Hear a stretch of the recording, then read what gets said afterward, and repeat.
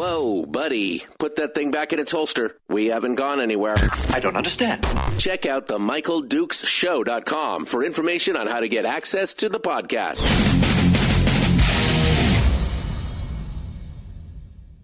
The Michael Dukes Show. I have 2 guns, one for each of you. Firearms Friday. As Thomas Jefferson stated, it is the right and duty of the people to be at all times armed. Say hello to my little friend. I say that the Second Amendment is, in order of importance, the First Amendment. The right to keep and bear arms is the one right that allows rights to exist at all. The Michael Dukes Show. The right to keep and bear arms shall not be infringed. Not be infringed. Firearms. From my cold, dead hands. Friday. Here's my rifle, this is my gun, this is for fighting, this is for fun. Firearms Friday. Firearms Friday. That's right, your chance to sound off on issues of a nature. That's the Second Amendment, man. The Second Amendment, man. That's right. The one right that allows all the other rights to exist at all. Thanks for coming in and joining us. It is Friday, our favorite day of the week.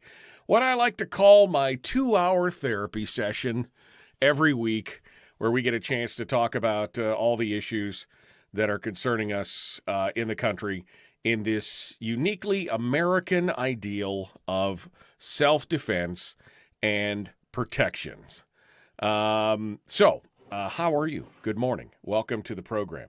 Today, we have got we've got a lot. We've got a lot going on. We've got a lot going on this morning. We're going to be diving into it here in just a few moments. Our guests today include Dr. John Lott, who is not only an author, a statistician, a columnist. He is also the president of the Crime Prevention Research Center, and he has put out some very interesting pieces recently in regards to the spate of shootings that we've seen across the country, trying to put things into perspective. And I am looking forward to talking with him this morning about that and other things to get really into the meat of it, and talk, respectfully about some of these tragedies that are going on and what can really be done to fix the problem. Again, little foreshadowing here. Most of the proposals that you're seeing right now from all the talking heads and the political leadership, and even people like, yes, one of our favorite people, Matthew McConaughey, would not necessarily fix the problems that we're dealing with right now. So we're going to have a conversation about that, and we're going to we're gonna talk about that directly here. But I do have a little bit of good news and some special deals for Firearms Friday listeners because, hey, there's some good deals going on. If you have been looking to get some professional training with firearms, then I have a solution for you. I have a solution for you, especially if you live in the South Central area. My friend Donna Anthony, who is a professional, former law enforcement professional trainer, owns Point Blank Firearms Training, has got some special deals going on right now over at AlaskaRadioAuction.com. We had our big radio auction last week, and we had a few certificates up for Point Blank for those of you who wanted to go get firearms training. And, of course, you'll remember that the rule of three from this program, the rule of three states that if you're going to go forth armed, if you've decided that you would like to, conceal carry and go forth to protect yourself and others, you have a responsibility. You have a responsibility that I call the rule of three, which means if you are going to spend, for example, $500 on a firearm to carry concealed, that you should be ready, willing, and able to spend 3 times the amount of that purchase on your overall preparedness for that event. $500 for the firearm. You should also be able to, be willing and able to spend $500 on good accessories, which include a good, solid holster. There have been more negligent discharges with bad holsters than almost anything else in this world. I mean, nothing worse than having a $500 firearm, trying to stuff it into a $5 flippy-floppy Uncle Mike's nylon clip inside the belt holster. Get yourself a good holster. You're going to spend $500 on accessories like a holster, spare magazines, training stuff like whether it's just snap caps or dummy rounds, or whether it's one of the fancy Vision X, use your iPhone to target, to target and train with, or whatever. $500 there, and then finally $500 on good professional training. And I'm here to save you a little money on that. Point Blank Firearms has got 2 certificates up on AlaskaRadioAuction.com. The first one is for just a basic pistol course for one person, and it could be for you ladies, if you're a little intimidated, by the guys or whatever, Donna will put you in an all-woman class if that makes you more comfortable, or for a co-ed class. This class is good for anybody who's new to shooting, who's never taken a course, who wants to find out more. It's a basic pistol course.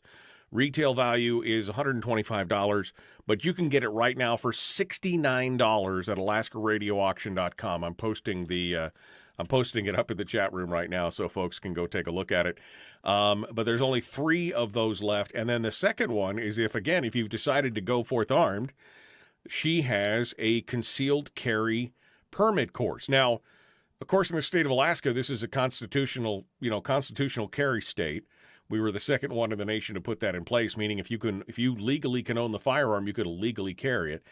But I'm telling you right now that if you're going to go forth armed, it's always a good idea to take this course, if not to submit for your concealed carry permit, although at that point, why wouldn't you? Because you'd get reciprocity in many states with your permit, meaning you could take your permit and your firearm to other states and use it because they recognize it. And you can, I think they've got the bypassing of the NICS check back up as well with that. But either way, it will teach you the legalities. It introduces you to the Alaska's use of force laws and the justifiable use of force for self-defense. It covers all the statutes and everything else. It gives you a basis for understanding. Now, normally that's a $225 class.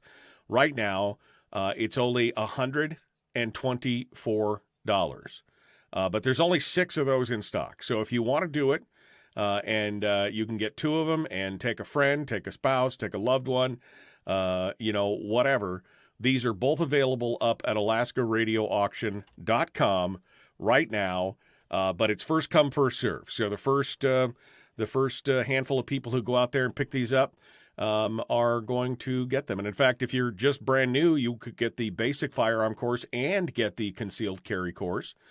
for less than $200 total.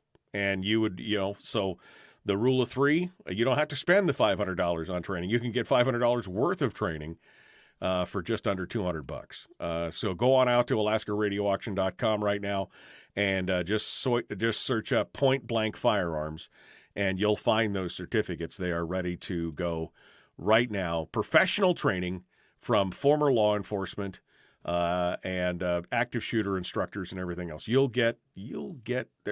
Just go right now. Do it right now. All right. So those links are also, by the way, posted up in the chat room for anybody that wants to go check it out. Yeah. All right. So some of the stories that we're going to be covering today, including the surge in interest in armed school staffers, even while many of the talking heads on the left and the NEA and others are continually talking about how they don't want to have school staffed armed, that they shouldn't be in a war zone, and all these other kind of things that you keep hearing, demanding that everybody else disarm themselves and do all this kind of stuff. The interest in having school staff armed continues to grow, even in a blue state like Colorado. Faster Colorado, which is an organization dedicated to training school employees to be able to protect themselves, had an interview with Cam Edwards over at bearingarms.com the other day, and they talked about the overwhelming interest the group has received since the Uvalde incident. And they have been very excited. According to Laura Carno, she said that currently 37 of the state's 178 school districts currently participate in their FASTER training, which is a multi-day course of instruction offered with the support of donors and the Independence Institute, which is a free market think tank in Denver. The program, now in its 6th year, has primarily instructed teachers and staff from smaller school districts in rural areas, as well as charter schools in some of the state's most populated areas. But she says that over the last 2 weeks, she's heard from a number of normal school districts that might already have a school resource officer or something else like that, that they have staff members who are hoping to add another layer of security for students and staff alike. It's an amazing thing. Despite the massive increase, though, which Carno says could lead to faster Colorado training as many as 1,000 school staff members this year alone, teachers' unions and many educators continue to publicly oppose the idea. Speaking during a House hearing on several gun control measures that were on the floor Wednesday, National Education Association President Rebecca Pringle criticized arming school staff and demanded that lawmakers impose new gun control laws instead. We cannot place enough armed guards at every school building in America to protect our babies. We cannot ask educators to carry weapons and wear body armor while teaching and nurturing our students. Because the time that someone has shown up with military weapons, it's already too... This military weapons and weapons of war thing. I have a rant. I have a rant coming on this. I can tell you right now. This whole military-grade weapons or weapons of war, right? I mean, this is the language that they use because it inflames. It inflames all this stuff. But the whole idea is that somehow school teachers, not only do they need to disarm themselves and not be able to protect themselves, they're not able to protect their students. And somehow, just because you decide to carry concealed, somehow that consumes your mind for the whole day. You can't possibly be thinking about teaching kids or doing something or offering support or doing, because you're carrying a firearm, somehow you can't multitask. Now, as somebody who's carried a firearm every day for the last 30 plus years, I can tell you something right now. You can carry a firearm and think about other things. Yeah, I mean, that's what the police do, right? I mean, police officers, detectives, armed guards, I mean, they're able to carry a firearm and still think about other things as well. Right? Anyway, This is an interesting statistic because I think people are seeing past the rhetoric and realizing that regardless of what the unions are saying, regardless of what many of the talking heads are saying, they want to be able to defend themselves, if nothing else, because, you know, in these incidents, teachers die just as well. I mean, we've heard heroic stories. The Virginia Tech shooter, remember that? That was there was a professor who was, gosh, I think he was in his 80s, late 70s, early 80s, and he stood up to the gunman and defended the classroom with his life, with no weapons, barehanded, and was gunned down. Wouldn't it have been nice for him to be able to defend himself in that kind of situation? So we're at least seeing some of these things move in the right direction. Yeah, Israel has armed teachers in schools. They seem to be doing just fine with, you know, being able to teach and still, you know, protect themselves and others. It's an interesting thing. Anyway, that's just one of the stories we're going to talk about today. I've got some other ones, but wow, this is the fastest 2 hours in radio. We're already up to the break, and we're going to jump over here and talk in just a moment with Dr. John Lott. So I guess we should get ready for that. So we'll be back. Don't go anywhere. The Michael Dukes Show. Common sense, liberty-based, free-thinking radio. We'll be back with more, and Dr. John Lott when we return. It is Firearms Friday.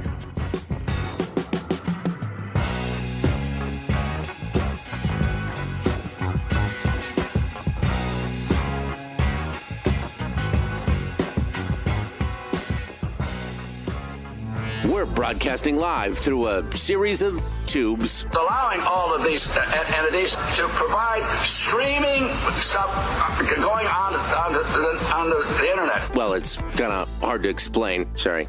Streaming live every weekday morning on Facebook Live and MichaelDukesShow.com. Okay. Hi, how are ya? How are you guys doing this morning? Good morning, good morning, good morning. I saw a lot of good mornings this morning from a whole bunch of you. My dad is still in there. Hey, Dad, what's happening? Rick, Michael, Bill, Susie, Barbara, Brian, Nick, Jack, Terry, Dodie, Greg, all the folk. Hello, good morning, folks. How are you doing? How are you doing? Thanks for coming in. Thanks for coming on in. And Donna is a nice person. Donna Anthony. Yes, she is a very nice person. Okay, Bill is saying something here. Wait a second. Forgive me for the long post, but my current girlfriend leans quite liberal. We got into a big discussion last night regarding AR-15s. She's dead set on believing the hype of the small entrance, huge exit wound BS, and that the assault rifle rounds blow the hell out of people. She has agreed to go to the range and let me prove her wrong. She does shoot. She has a .22 and a shotgun, but I need good target ideas to prove her theory wrong regarding the small entrance and exit wound theory. She works for the DA's office and claims she's seen autopsy photos to prove her theory. Well, I mean, you could get some ballistics gel. You could make up your own ballistics gel and go check it out. You know, you can make ballistics gel in a 5-gallon bucket and turn it on its side and try that out. You could do water jugs and then show her a big caliber rifle versus a small caliber rifle. I mean, there's, you know, look, the AR is meant to, you know, was designed to tumble and wound and do everything else, but it is not as effective at actually killing people versus a large caliber rifle. It can. I mean, there are plenty of people been killed by a .223, but it's not, you know, again, this whole thing where they just blow it up into its being the biggest, you think it was an elephant gun, the way they talk about it. Weapons of war. That whole weapons of war thing just irritates me. The military grade weapons. Military grade. If you've got a military that is utilizing the weapons that they're talking about, you've done something wrong because, they should have, like belt feds and, higher squad caliber machine guns, battle rifles. They should have all that kind of stuff. If they're working with AR-15s, somebody's done something wrong. I'm just saying that. I'm just saying that right off the bat. All right, let's get Dr. John Lott on the program and see what he has to say this morning. We'll get things ready and get things going on. One ringy dingy.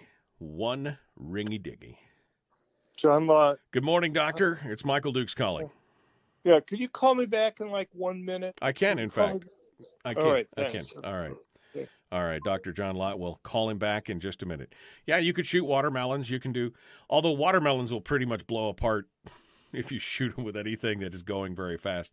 I mean, the bullet is supersonic, so it's going to create some stuff in there. Guess back in the times that they hacked each other with axes and swords would be more accepting to them. Yeah, I mean, they'd like us to see us all armed with sticks and stones so that our betters could have, firearms and make sure that we protect ourselves. That's all matters right there. Okay. The school shooting issue is like trouble with bears. If you understand bears, you take measures not to attract them, says Sean. Yeah, no, I agree. And in fact, Dr. Lott is going to talk a little bit about. He's got a new article in Newsweek. Shotgun slugs are 50 BMG, which makes a bigger hole. Well, the slugs would make a bigger hole, but what makes a bigger exit wound? I mean, it's all based on kinetics, and I mean, there's a lot of things on that, but I mean, just straight numbers. The shotgun slug is what, a 70 caliber? Is that right? Is it 12 gauge? Is something like a 70 caliber? But again, I would probably rather be shot with a shotgun slug than a 50 BMG because, I've seen what happens when people get shot with those. It's not a pretty sight. All right, we're going to do this one more time here, and we're going to jump into it. The Michael Dukes Show, common sense, liberty-based, free-thinking radio. We are ready to go. Dr. John Lott, our guest. Here we go. Let's get it done.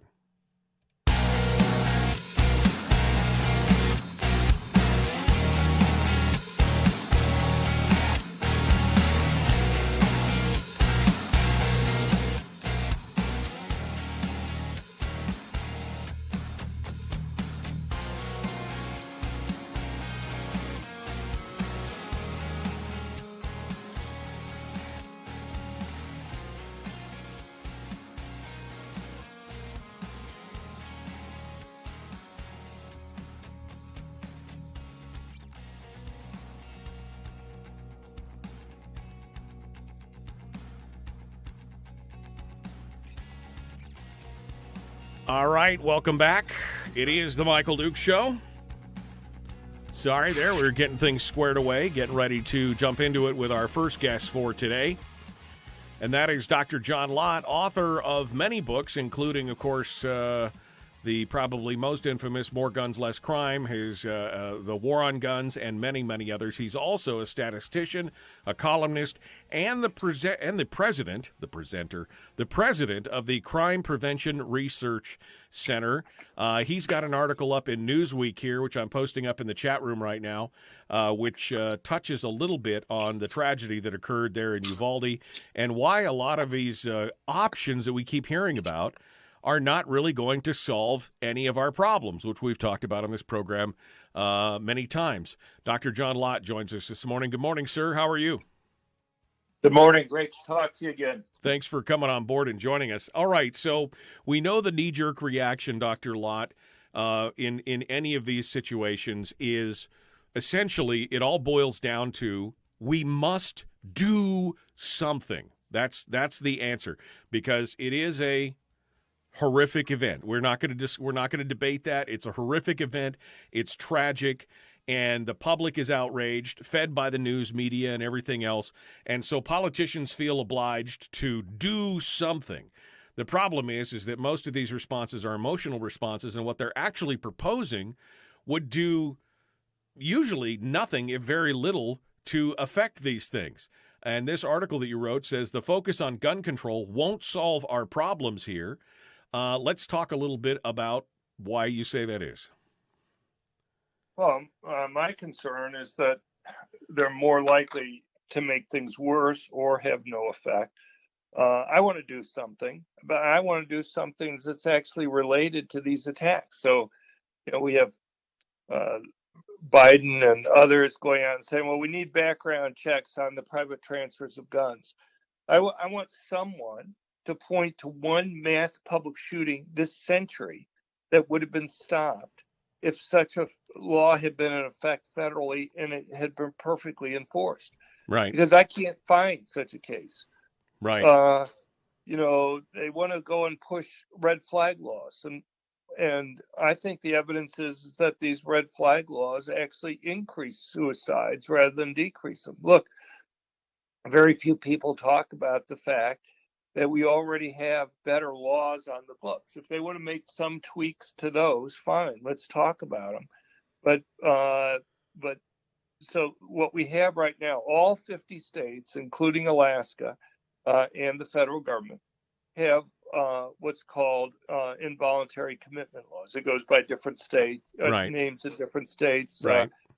The Baker Act in Florida or the 5150 in California. I'm not sure what it's called off the top of my head in Alaska. But what happens is that if a friend or neighbor or relative believes that you're a danger to yourself or others, they can call up the police.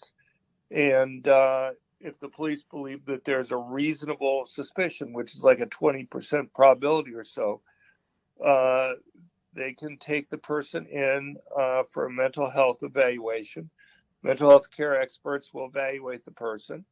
And if they believe that there's a concern there can be an immediate hearing. And a judge, if you can't afford a lawyer, one is provided for you. And a judge then has a large range of options that they can take. They can go and just say, look, I'm concerned.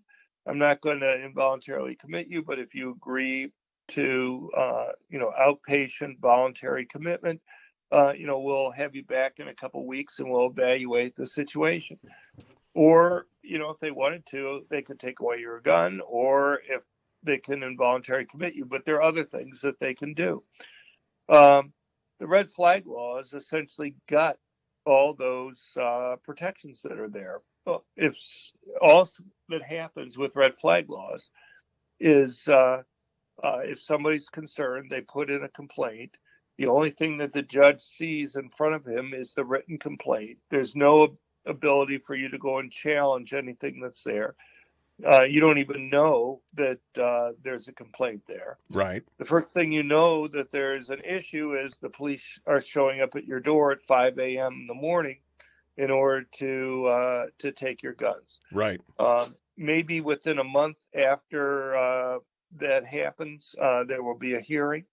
And all that happens at that point is if you lose, your guns are taken away from you. The judge has no other options. There's no mental health care people involved in the process. And these red flag proceedings are virtually always used because of concerns about suicide. Right. And you don't get your lawyer paid for. And what happens is that for most of these cases, it costs about $10,000 for a lawyer to help you through the hearing. And the problem is that you may want to keep your guns, but is it really worth $10,000 to you? And the vast majority of people say no. Right. And so, or they don't have the money, right? Or they don't have the money to do it, right? Right. And so what happens is that they simply lose their guns because they don't have any legal counsel there. But, the notion that if you're really concerned about somebody committing suicide, that if you simply take away their guns, you've solved the problem, isn't a serious, proposal. Right. It's just that the gun control people want to make it seem as if, well, once you take away a person's guns, then problems are solved, because it's the guns which are the entire problem there. But it's not serious. And it's a lot easier to go for gun control people to set up an entire new law than it is for them to go and take existing law and gut the protections that are there. Right. Well, and the biggest problem with all the red flag laws, of course, is from a constitutional standpoint, is the complete and total lack of due process. I mean, there is you're never warned about it. And you can't face it. And again, you mentioned in your article, there's only one red flag law in the entire U.S. that even mentions mental health or mental illness in its guts. And we already have other laws on the books for that. Why aren't we using those laws? Right. Well, I mean, even in the one time when they mention it, they do nothing more than just mention it. Mental health care experts are not involved in the process in any of these states. And, if you're really concerned about somebody committing suicide or something, you would think you're going to want to get them some help. Right. You just don't, and you want to have some type of expert evaluate them. Right. You just don't want to have just simply a neighbor writing a written complaint as the basis for your decision on that. Well, and I'll give you an example. Okay. The executive director for the Crime Prevention Research Center, Nikki Gozer, she watched a stalker murder her husband in front of her about 13 years ago. This guy had been stalking her, and obviously, as anybody would be, she was incredibly depressed afterwards. And you could imagine some neighbor or friend or whatever saying, "Look, I know Nikki's extremely depressed. She owns a gun. I'm concerned." And all the judge would see would be that. Well, taking away her ability to defend herself after one of her stalkers just murdered her husband in front of her would make things even much worse. She'd be afraid to go out of the house if that was the case. But if you have one of these Baker Act type rules, first of all, she would see a mental health care professional, and she could explain the situation to the mental health care professional. And even if the mental health care professional, didn't agree with this, she still would have her day in court. And if she couldn't afford a lawyer, which was unlikely at the point of time that she could have, one would have been provided for her. Right. But look, we all acknowledge that a big part of all these issues are mental health issues. And what would have a more chilling effect on people who should be seeking help than saying that if you talk to anybody, you talk to your family, you talk to your neighbor, you talk to your best friend, you talk to your coworker, exactly. let alone talking to an actual psychologist or a psychiatrist. I mean, what would be more chilling to them if they are gun owners than to say, I can't talk to anybody about this because they could involuntarily just rip my guns away that I may need to protect myself, even though that's not part of the problem. It has a super chilling effect. Exactly. What you're saying is exactly right, because simply talking to people when you're depressed can be extremely important in helping you cope with things, helping you get over the depression. But you're exactly right.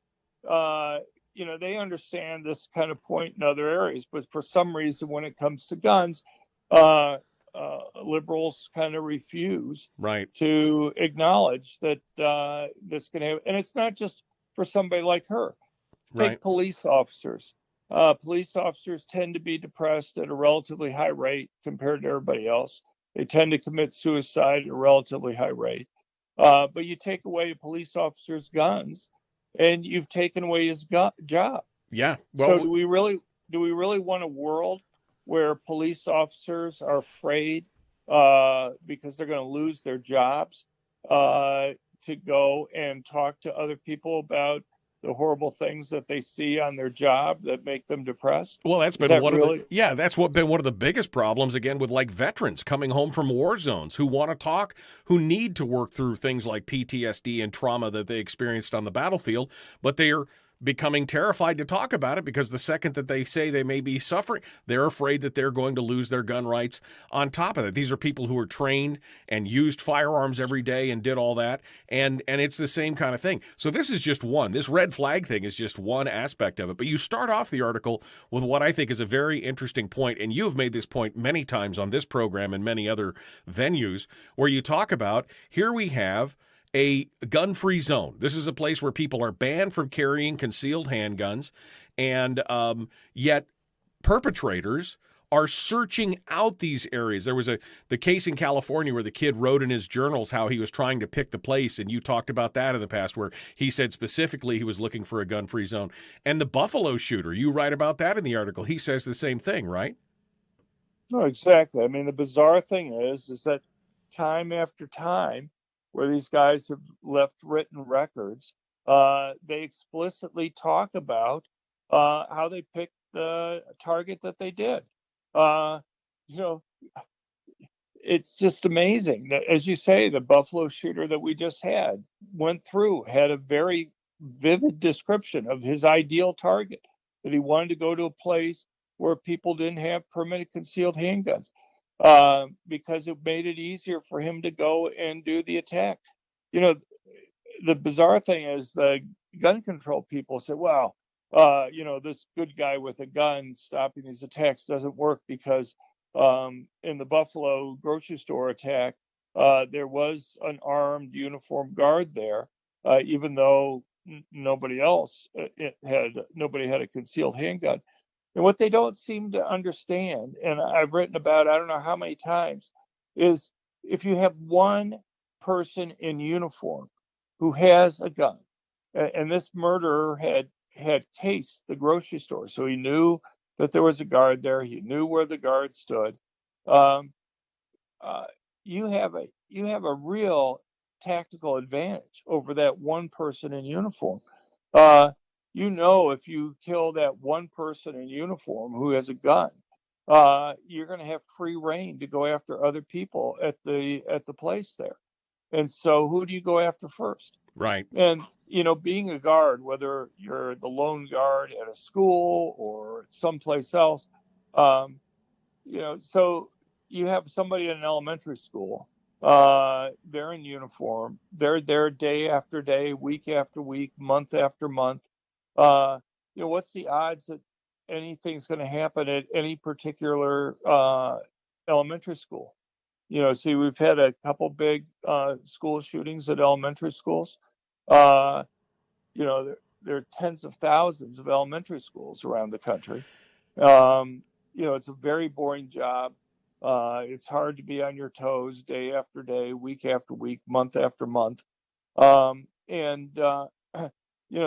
killer there has a huge strategic advantage. He can either go and wait for the person in uniform to leave the area before he engages in the attack, or he can move on to another target, or he can kill that person first. And that's what they'll do. If they are going to do the attack, they know if they take out that one person with a uniform, so he's standing out there, he's readily identifiable. My point is, if you're going to have a police officer guarding a place, for God's sakes, don't put him in uniform. But that's what they do all the time. And don't make it obvious that he's guarding the place. Hire him as the gym teacher or something like that at the place. Put a mop in his hand and make him the janitor and let him walk around the school with an empty bucket filled with a firearm all the time or something. Dr. John Lott is our guest. We're coming up on the break. We're going to continue. I want to talk about some of the other things that the president has said here since this is all taken off, and some of the things that are we're being lied to about. Dr. John Lott, our guest. We'll continue with more in just a moment. The Michael Dukes Show. Common sense, liberty-based, free thinking radio. Streaming live every weekday morning on Facebook Live and MichaelDukesShow.com.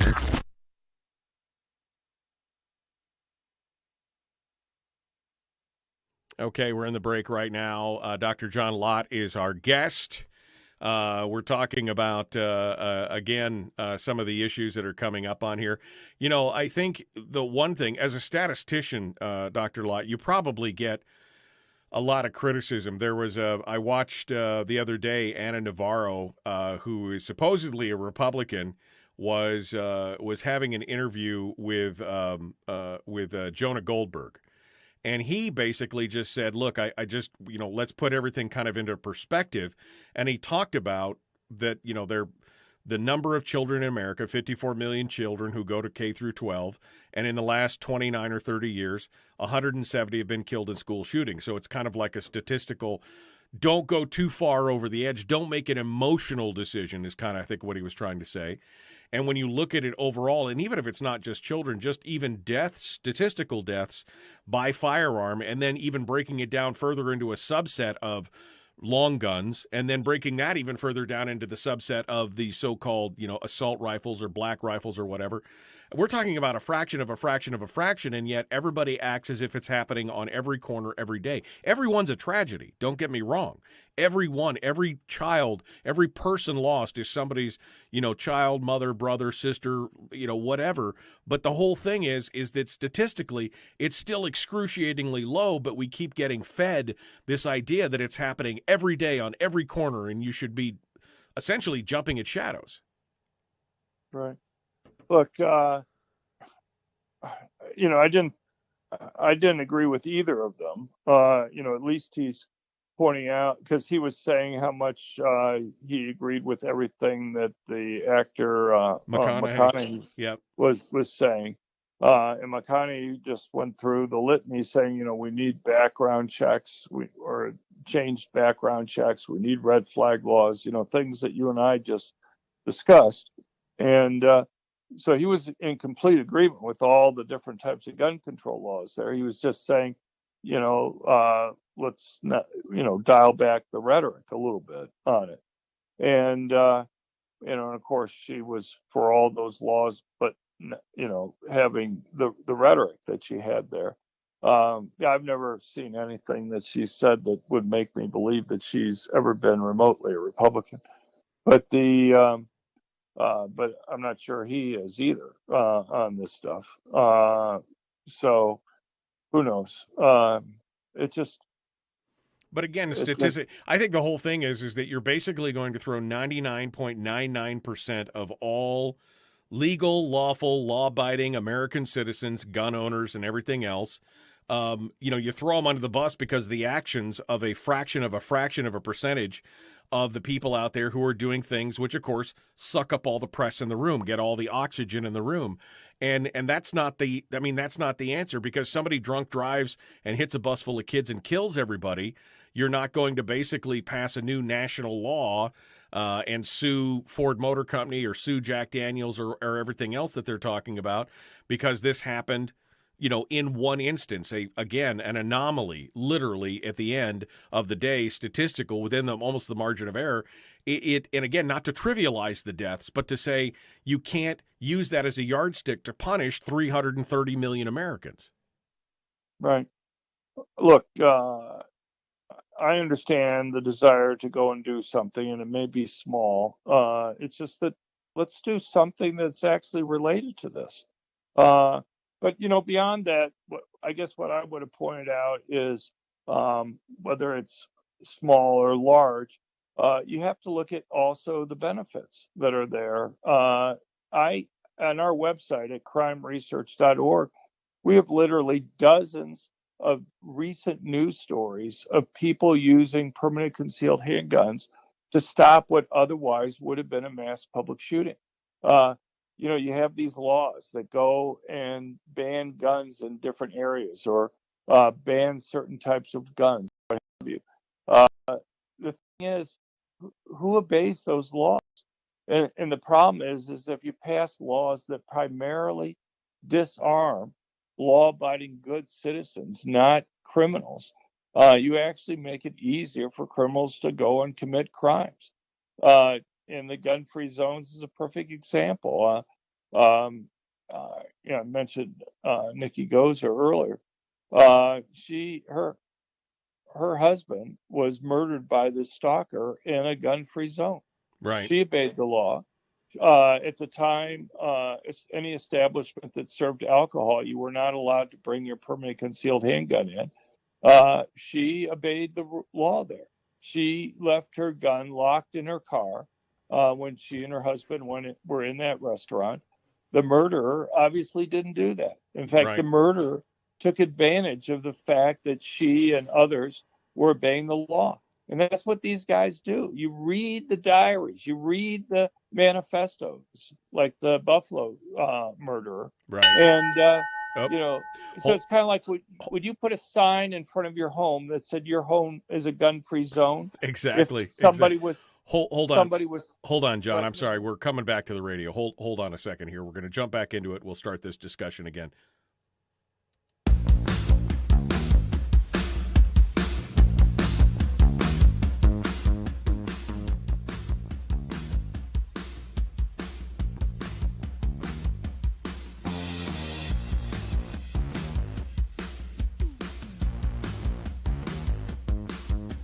All right, continuing now, Dr. John Lott is our guest, president of the Crime Prevention Research Center. You can find them at crimeresearch.org. In fact, they're putting together a whole cadre right now of shootings that have been stopped by concealed carry holders across the nation, showing that the defensive use of guns is, as we've talked about in the past, far outweighs the actual usage of guns in violent crimes as well. We're talking about, what happened in Uvalde and in Buffalo and in other areas, and how the reaction is from politicians to give off and reel off a litany of things that need to be done, most of which would not have solved any of these problems. We talked about background checks. A lot of these shooters have gotten their guns legally passing a background check. We've seen laws that have not been enforced. The Parkland shooter had multiple interactions with both local and federal law enforcement and was still able to get a background check and go. The Sutherland Springs shooters had a dishonorable discharge that never got reported to the NICS system. We've seen that fail as well. But they continue to go on and talk about all these things. One of Biden's biggest... Well, aside from his fact that the Second Amendment never guaranteed that you could buy a cannon, which is totally wrong because there were private ownership of all kinds of firearms prior to this. I mean, that was an outright lie. But then his discussion goes on to talk about banning assault weapons and how his assault weapons ban was the perfect example of how and yet that's not what the numbers show, Dr. Lott. No, it doesn't. Look, I guess like on the cannon thing, the media, at least there are a couple fact checkers that will go and criticize him, but he uses it over and over and over and over again. And it just doesn't seem to matter to him or the White House. Look, if, first of all, he claims that there's this big drop that occurred in mass public shootings or attacks with assault weapons when the 1994 ban went into effect, and that's simply false. You really see absolutely no change in the number of attacks. If the assault weapons ban were driving any change that might be occurring, what you would see is a drop in the percentage of attacks using assault weapons. But in fact, what you find is that when the assault weapons ban went into effect, the percent of mass public shootings using assault weapons actually increased. And then when it sunset in 2004, the percent of attacks using assault weapons actually fell.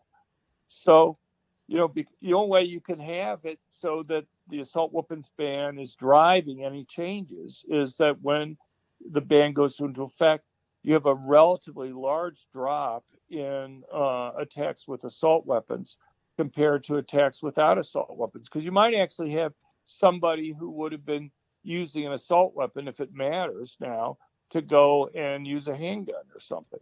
Right. But you're not going to get a change in the total being driven by the assault weapons ban unless you have a drop in the share of attacks using so-called assault weapons. But look, you and I know this whole definition of assault weapons is just made up. they and Biden and the Democrats, you listen to the discussion in the House Judiciary Committee this last week.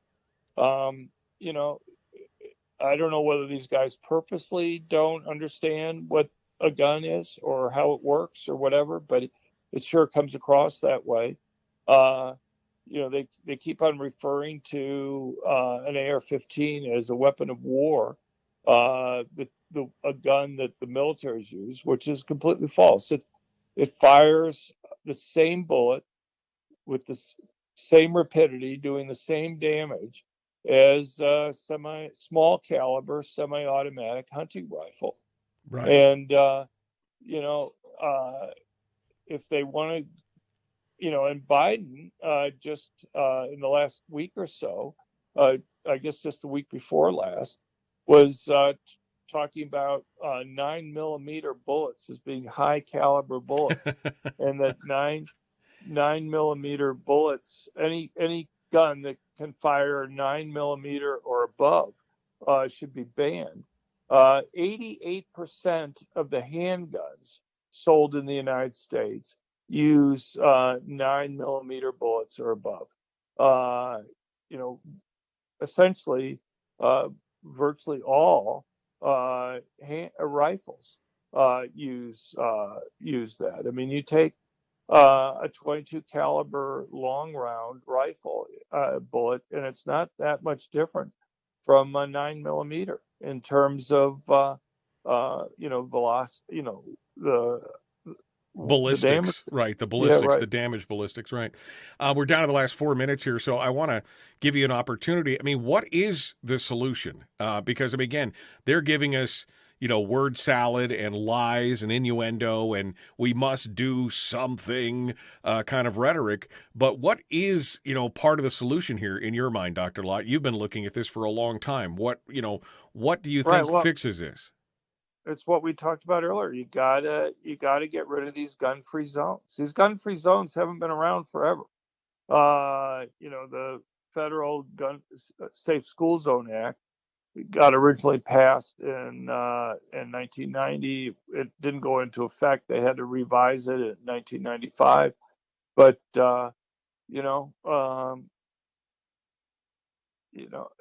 you can't ignore all these statements by these murderers about why they picked the particular target.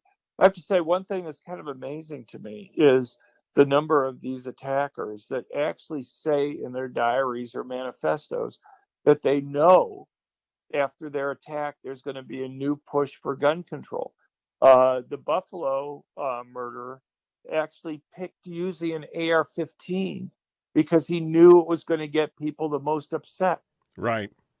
And, and you have this bizarre situation where New York has an assault weapons ban that's more strict than the federal assault weapons ban that Biden touts all the time. And yet after the attack there, he goes to Buffalo and he says, this attack and these attacks would be ended if we had a federal assault weapons ban. And yet, nobody in the press says, well, Mr. President, the guy, as they virtually always do, got the gun within his own state. And they already have a law that's even stricter than the one that you're proposing, and it didn't stop it. Right. But that's the other thing. They go and they say things like these background checks on private transfers.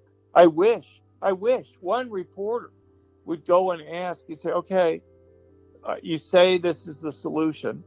Can you point to one mass public shooting this century that would have been stopped if such a law had been in effect and had been perfectly enforced? Just one. Just point to one case. Of course they can. Of course they can. Dr. John Lott is our guest, author of the book, The War on Guns and More Guns, Less Crime, president of the Crime Prevention Research Center. Dr. Lott, hold the line for a second. Thank you so much for coming on board this morning. We appreciate it. Folks, Hour 2 of Firearms Friday is dead ahead. The Michael Dukes Show.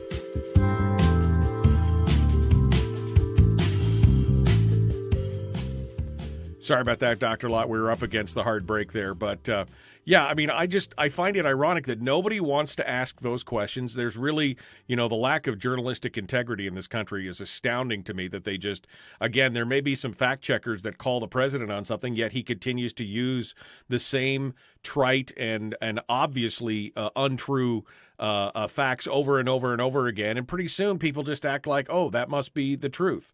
And, they're not doing a great job of it. And on top of that, they're capitalizing on the fear of these kind of things going on, which is what we were talking about earlier with the actual statistics. I mean, when you have a fraction of a percent of people who are killed in this country, in fact, it's the last numbers were it's almost twice as many people were beat to death with hands, fists, and feet than were killed with all rifles, let alone AR-style rifles.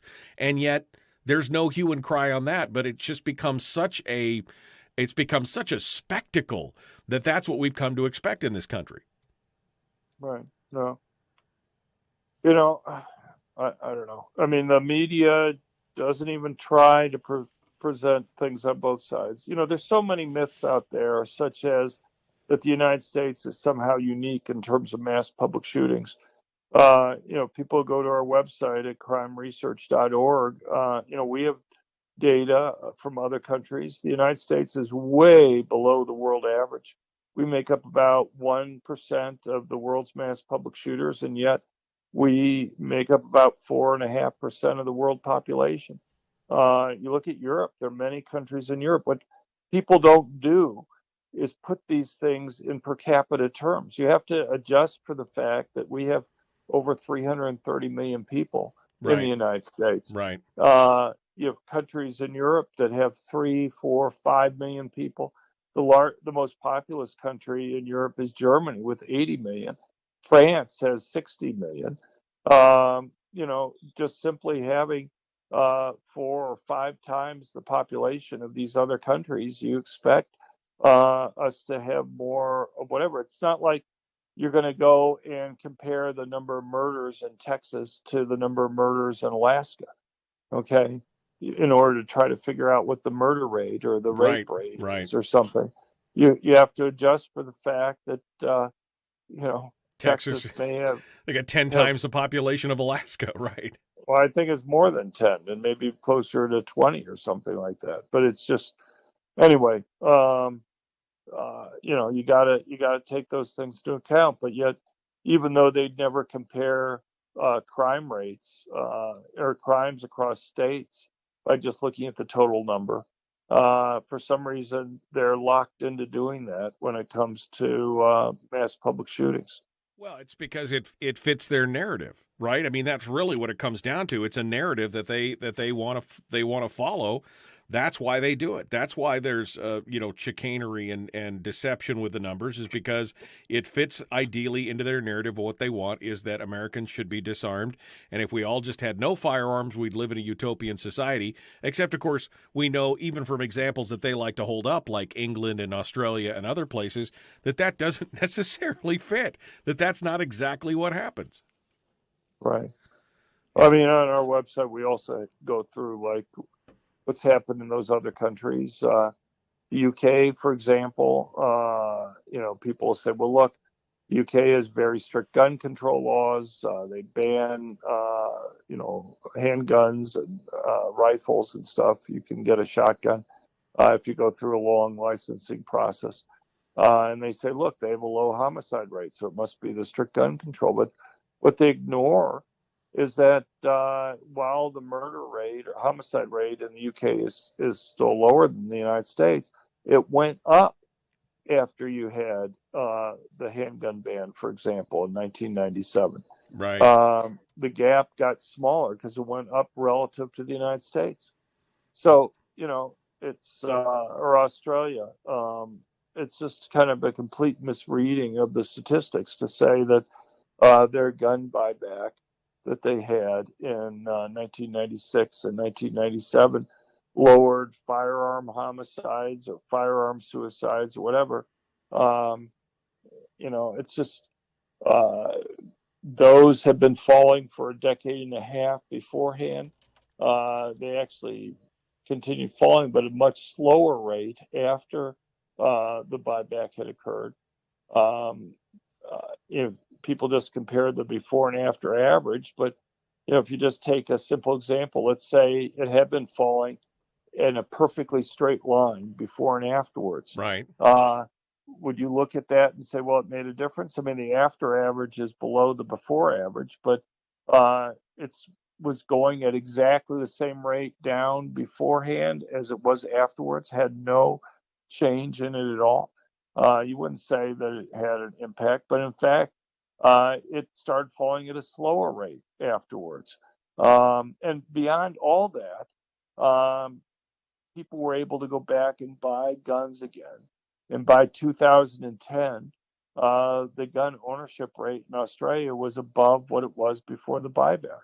Yeah. So, it just makes no sense. Dr. John Lott, our guest, again, crimeresearch.org. That should be your clearinghouse for a lot of information and a lot of different things, including the new compiled cases where the concealed handgun permit holders have stopped, likely mass public shootings and things like that.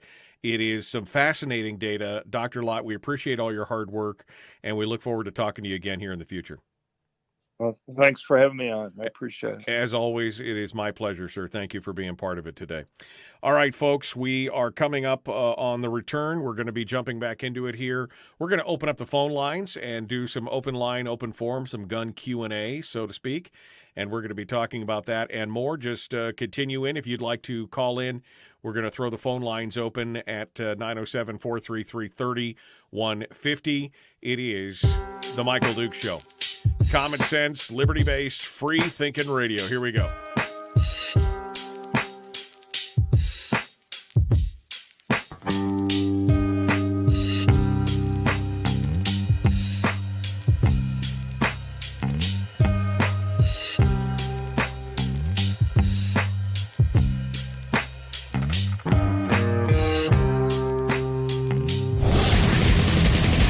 Whoa, buddy. Put that thing back in its holster. We haven't gone anywhere.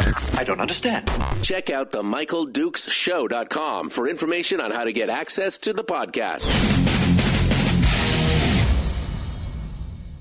The Michael Dukes Show. I have 2 guns, one for each of you. Firearms Friday.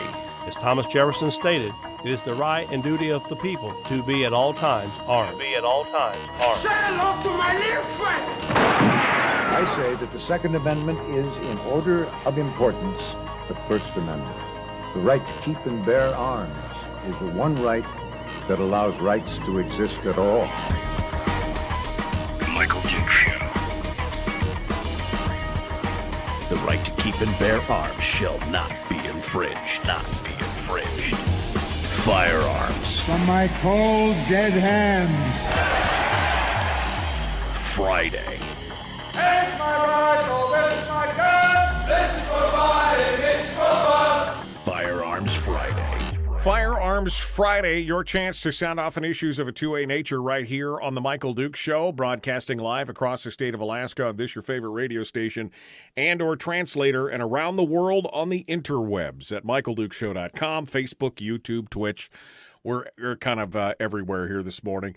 Thanks for coming in and joining us. We appreciate it. We just finished up with Dr. John Lott, director of the Crime Prevention Research Center, author of the books More Guns, Less Crime and War on Guns, and many others as well. He's also a columnist and president of the Crime Prevention Research Center. You can go find out more about them at crimeresearch.org. They've got lots of interesting studies and stats, and it's a clearinghouse of a lot of good information out there.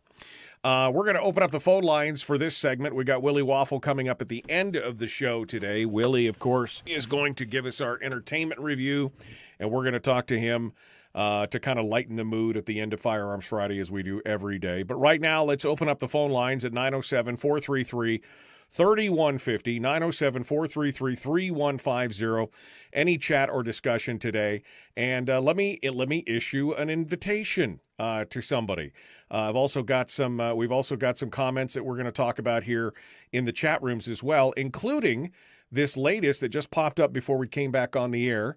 Kind of a passive-aggressive comment from somebody on YouTube, Chaka Olson, who says, I hope Dukes keeps this same tune if it's its own son or daughter that gets their brains blasted onto the floor of her next trip to the grocery store. Which, again, kind of passive-aggressive. And the answer to your question is yes. That would be horrific, and it's really hard for me to contemplate having 5 kids and thinking that one of them may be killed in some horrible, horrible fashion.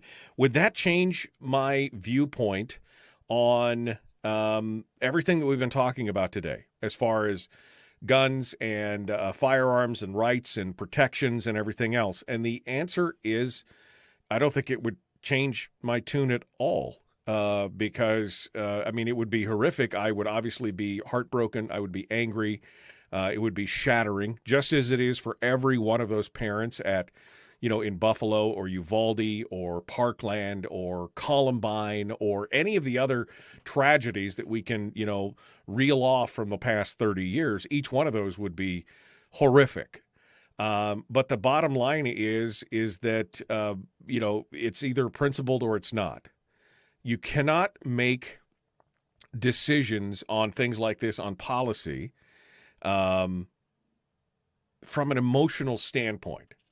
This goes back to, again, here's somebody who is trying to, again, turn the whole thing to emotion, to make it a personal tragedy for me, for example. They, basically saying, boy, I hope your son or daughter gets killed so that you then have to face your principles in this situation. I mean, he didn't say it that exactly, but it's kind of the same passive-aggressive thing.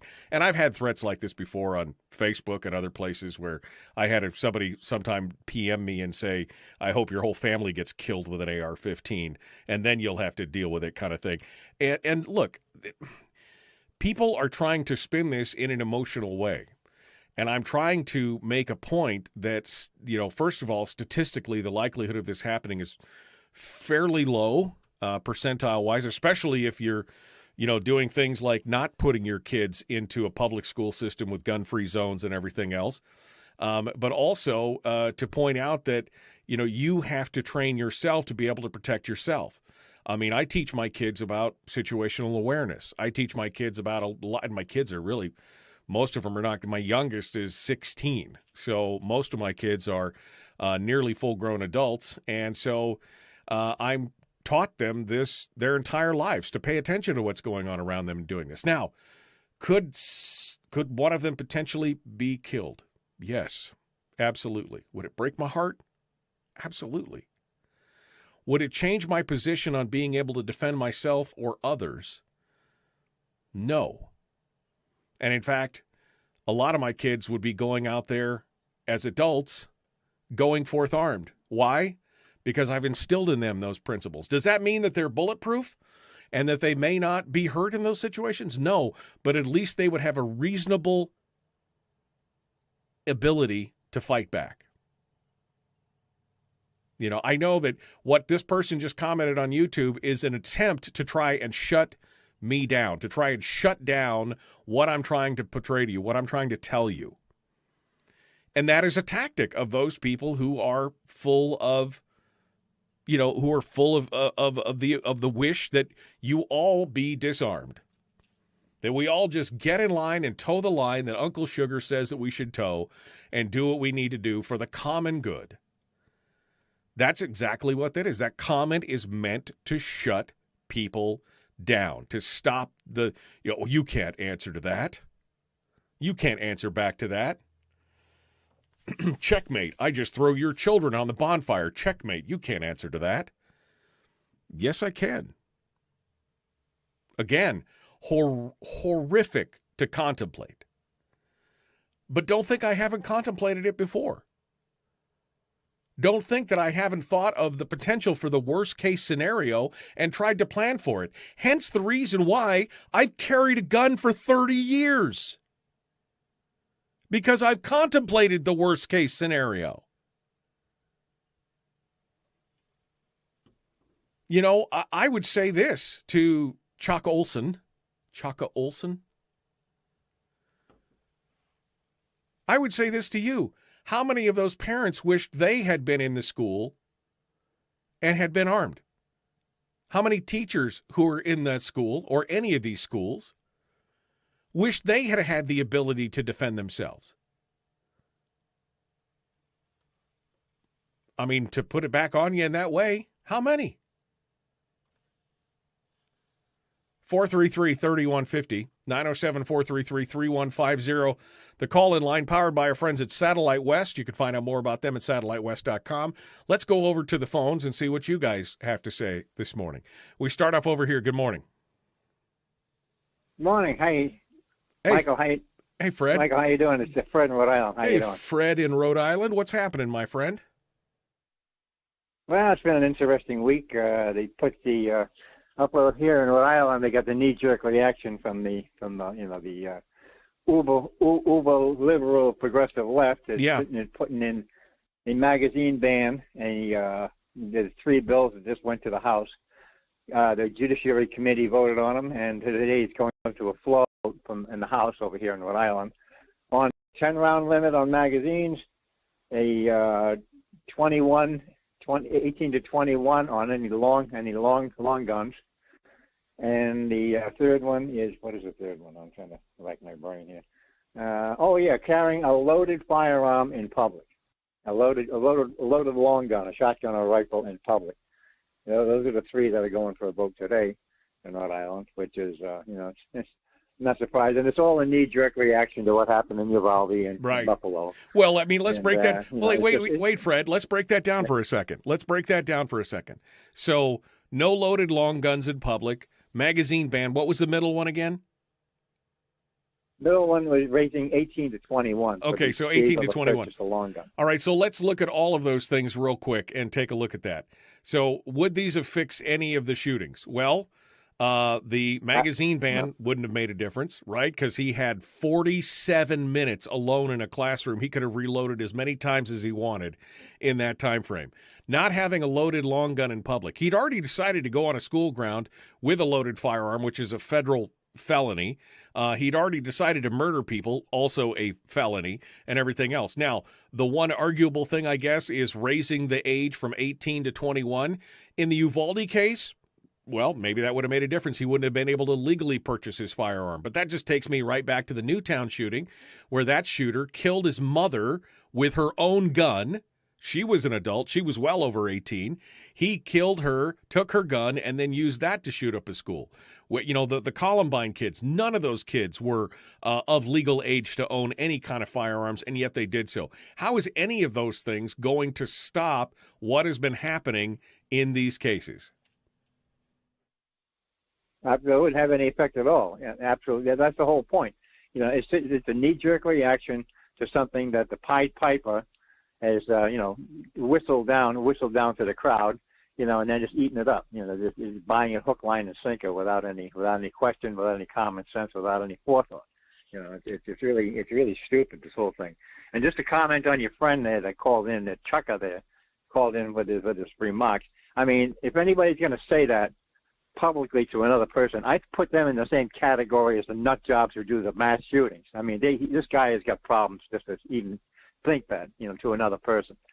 He should have a red flag on him right now. Should be kicking his door down and taking his guns away, if he has any at all. Look, it's a rhetorical. He sounds like a very disturbed person to say something like that. Right. Well, look, it's a rhetorical. Really? It's a rhetorical maneuver. He's trying to shut down the conversation by trying to, to shut down the discussion and the argument over it. And it's one that doesn't work on me. So it's, again. He's welcome to say whatever he wants, but his argument holds absolutely no water. And again, it's just nothing but a rhetorical trick in that regard. So, I mean, yeah, go ahead, Fred. It kind of falls in the category. It kind of falls in the category of that guy trying to kill off the Supreme Court Justice there, Kavanaugh. That another nut job. And he's a lefty too. Believe it or not. He's a progressive lefty that wants to go out and create a mass an attack on another person, and they sit there and they kind of roll through life with an impunity that they're holier than thou, and the whole thing just stinks, because I firmly believe there's something at the force driving this, the school shootings, the Buffalo shooting, all these things, all these little crazy actions that are happening And it just happened to be with the same particular type of weapon, the AR-15, which is not a weapon of war. It's another gun. But because it has the notoriety from the media, we know where they're coming from. You know, they sit there and it just creates this effect. But I like to find out who's behind this. I really would. I'd bring the news with me when you find it. Well, I mean, look, as Dr. Lott just pointed out, the Buffalo shooter, for example, specifically chose the AR-15 because he knew it would get the most attention. They're doing that for a reason. It's deliberate. I really want to see that investigated because I think that there's a driving force, either be international or within this country or some combination thereof, is driving this, and it could be, and it's the people who are screaming the loudest, the Bloomberg, the Soroses, all these people who are sitting in the shadows and pulling the strings and pushing the buttons, who could be behind us. I'm not saying they are, because there's no evidence to that right now, but like in Watergate, you unravel it, and it's like an onion, Right, layer after layer. Right. A new surprise around every corner. That should be looked into. Fred, thank you for your call. I appreciate you calling in and joining us this morning. I've got a surprise guest on the phone who wants to talk about this, but I'm coming up on the break. I also have one call on the regular phone lines here, so what I'm going to do is I'm going to take this one caller real quick before we go to break, and then when we come back, we're going to jump in with our special guest. Let's go to the phones real quick. Good morning. Who's this? Where are you calling from? Yeah, hi, Mike. This is Brady from Vegas.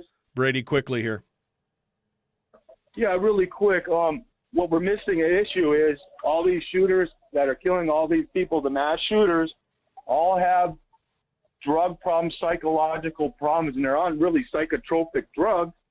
And how are they getting these guns anyways if they're at the psychologist or psychiatrist? That's a failure of your background check right there. Yeah. So let's just get back to how all these guns are being had and get sure that anybody who's had a psychotropic problem or they're on psychotropic drugs, you're not going to get a gun. Sorry. Right. No, I agree, Brady. I mean, I think a lot of the problems you could see, psychotropics are involved in many of these shootings with the shooters. In the case of the Uvalde shooter, he had no indication. He was not being seen. He was not being medicated. But again, many times it has happened. But they never seem to want to talk about those components of it. This is not a single issue that's causing all this. There are many, many issues. It's not something that's going to be solved in a 148-character tweet. Unfortunately, and that's what we're looking at right now. All right, we got special guests coming up in just a moment. Edie Grunwald is going to be joining us, and she wants to kind of discuss this, I think, what the comment in the chat room was. We're going to have that conversation in just a hot second. Don't go anywhere. The Michael Duke Show, common sense, liberty-based, free-thinking radio.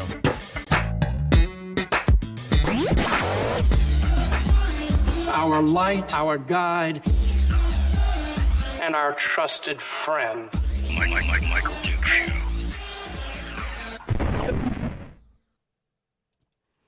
All right, we're in the break right now. Edie Grunwald actually joins us on the hotline here this morning to talk about some stuff. We want to touch base with her, excuse me, real quick before we finish out the commercial break. Are you with us, Edie? Oh, yes, I'm here. Okay, good.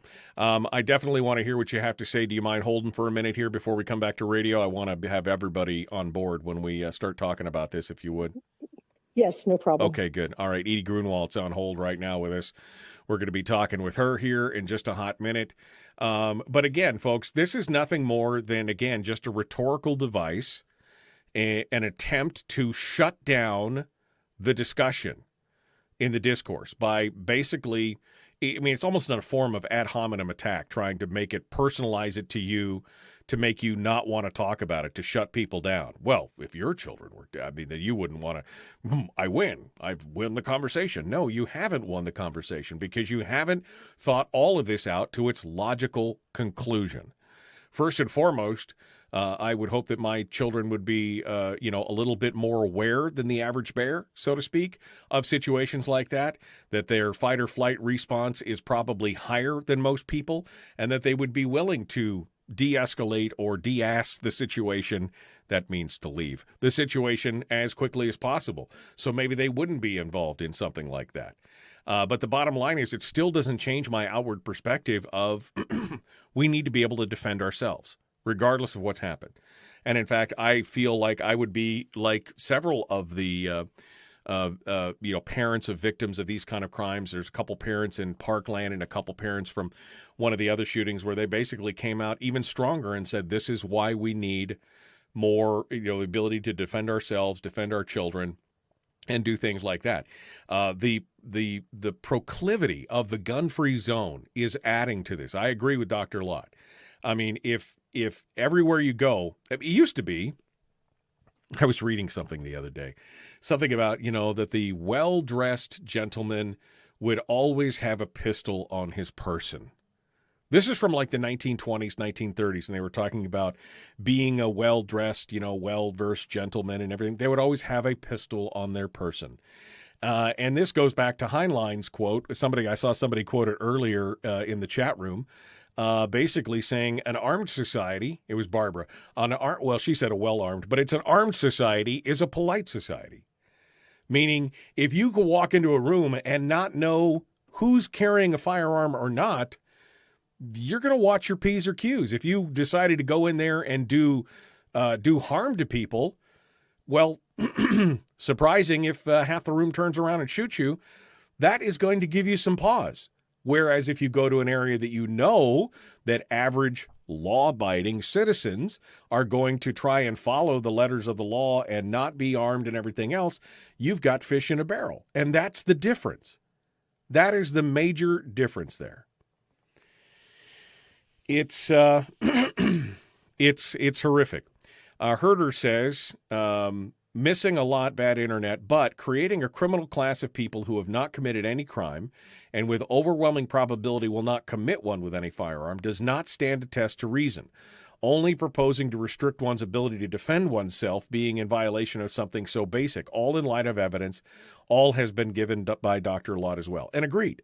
I mean, the one thing that nobody talks about in the mainstream media, we talk about it here on the program quite frequently, is not just the violence that's committed with firearms, the number of people who are killed or hurt or robbed, but the one thing that's not discussed is the defensive gun uses.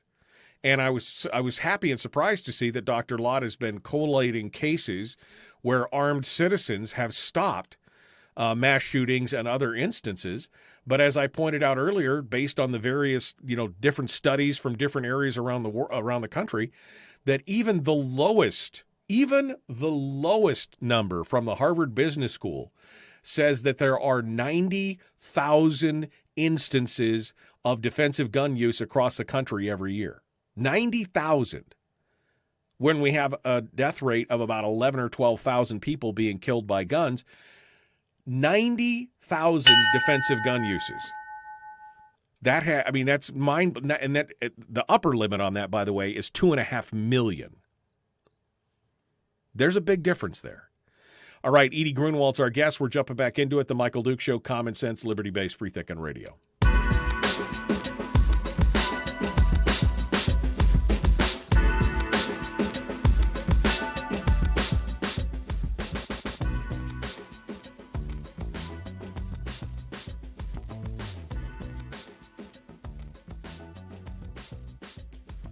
All right, welcome back to the program, The Michael Dukes Show. One final segment before we're just blasting through the show. I can't believe it. Definitely the fastest 2 hours in radio.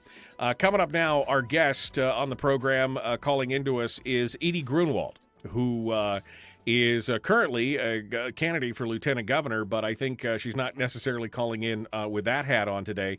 She's calling in as a parent who has experienced some of this tragedy.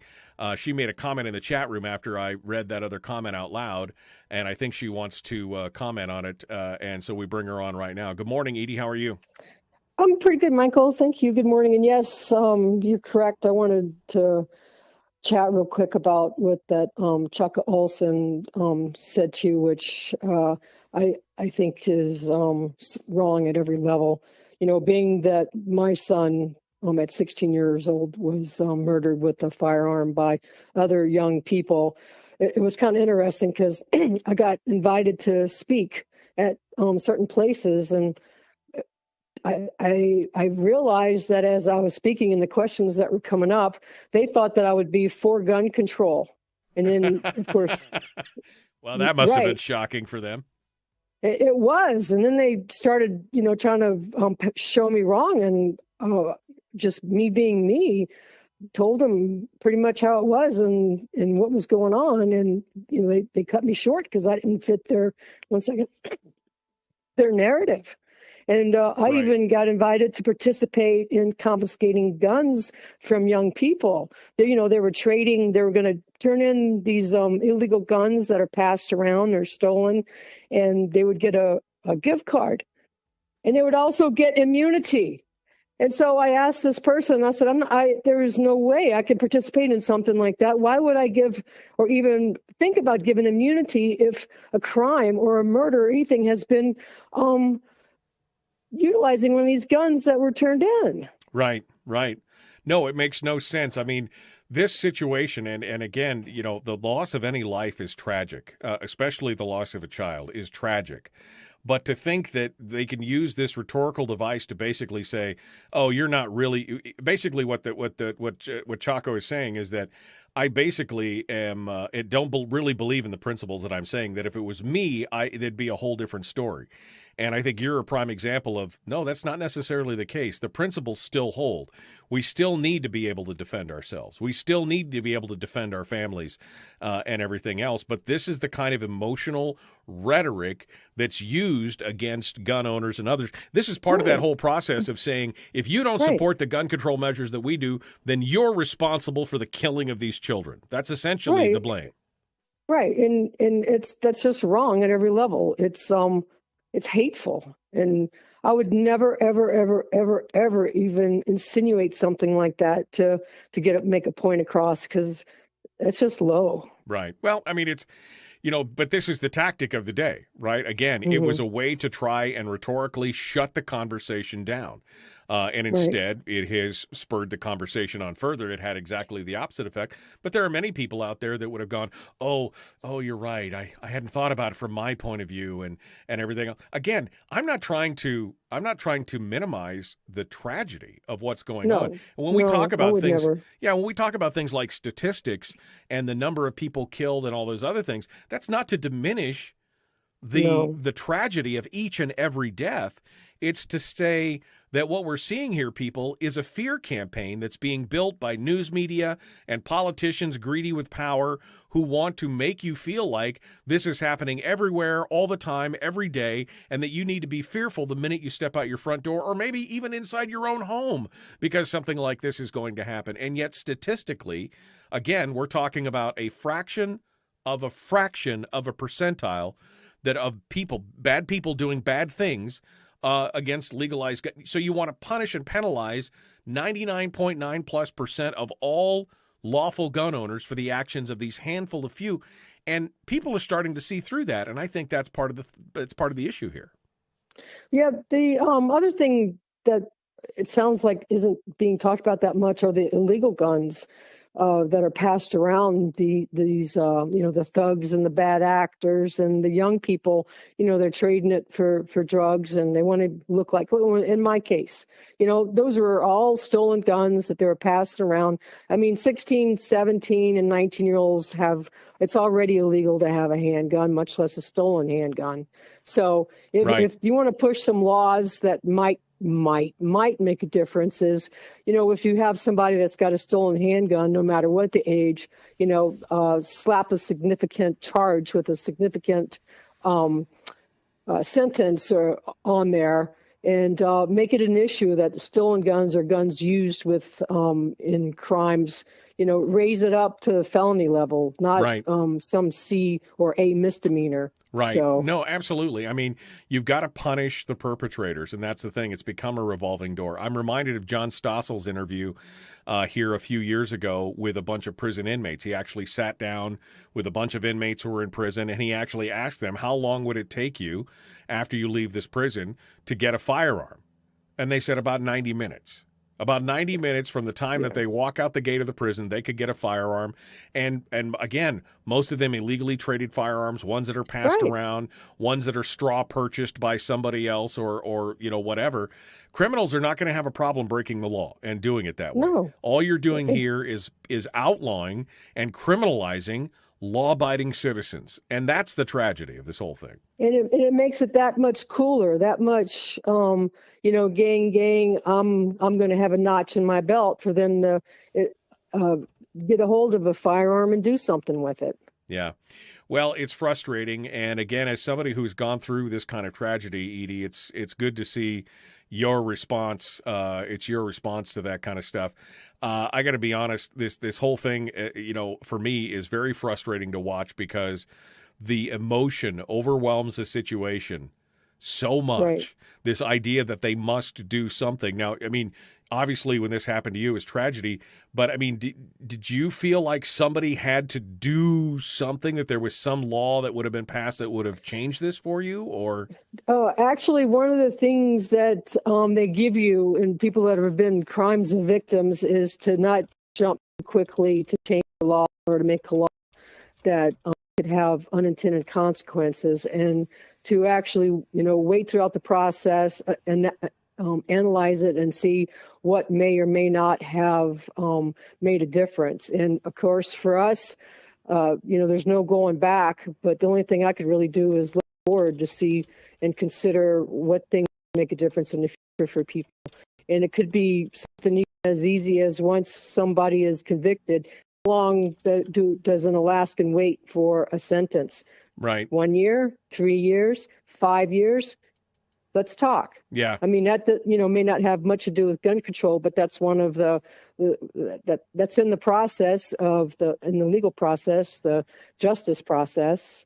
Yeah. So, no, don't jump into making a law that would have unintended consequences and really wouldn't affect the issue. Well, and we know that every law has unintended consequences, some worse than others. But we know that laws that are made on the spur of the moment, made in the heat of emotion, have a tendency to have worse unintended consequences than others. And we cannot set national policy based on an emotionally charged moment. That makes no sense whatsoever. And that's what we've ended up doing in this country with gun laws over the last 80 years, is we've done a lot of that. And unfortunately, it has not fixed the situation. In fact, it's made it worse, in my opinion. Right. So. And I think that when somebody presents an issue, they should present the whole issue. Because you mentioned people, the law-abiding citizens who have thwarted and even stopped in a defensive situation, what could have been a mass killing. Right. No. And that's one thing that's never talked about, the defensive gun use. Right. Again, on the low end, they say 90,000 times a year. On the upper end, it was several million. And in fact, the median, which is the Glick and the Wise and Glick study, shows that it's about 2.5 million times a year law-abiding armed Americans stop a crime. Now, whether that's just a rape, a robbery, some kind of aggravated assault, or whether it's murder or a mass shooting, they stop them 2 million times a year. So you take all the guns away from Americans, that's 2 million more times that a crime can occur, because that's what criminals do. They prey on the weak. And if you are unable to defend yourself, you're the definition of weak at that point, because they are not going to obey those same laws. So, Edie, thank you for calling in and giving us your perspective. It's heartfelt, and I appreciate it. And we look forward to talking to you again soon. All right. Thanks, Michael. Thanks. Talk to you later. Thanks for calling up and joining us today. Well, that actually brings us right up to the break. Dang, man, the show is usually fast, but that's like crazy fast. All right, we're out of time. We got more. Willie's going to be calling in a minute, and we'll be talking to him. Willie Waffle, wafflemovies.com. It is the Michael Duke Show. Common sense, liberty-based, free thinking radio.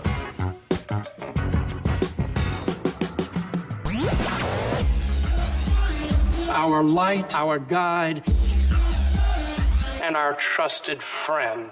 Michael Duke Show. The Michael Duke Show is brought to you by Satellite West. Find out more at satellitewest.com. All right. Yeah, it's just astonishing. First of all, using it as a rhetorical device, one thing. Second of all, this is just in poor taste. It's almost like we wish your children would die. But the internet makes cowards bold. That's what's going on. The internet makes cowards bold. They can sit behind their keyboards and say whatever the hell they want because bold. Anonymity. Special thanks to Edie Grunwald for calling in. I mean, it's got to be heartbreaking to talk about, but it's also good to talk with somebody who's been through that situation and can add some perspective to it. And I really appreciate that. All right, we're waiting for Willie. I just got another phone call on hold, though, here. I guess we'll go to the call and do it off the air because we can. Good morning. Who's this? Where are you calling from? Michael, Carlene, I don't want to be on the air. You're fine. Good show.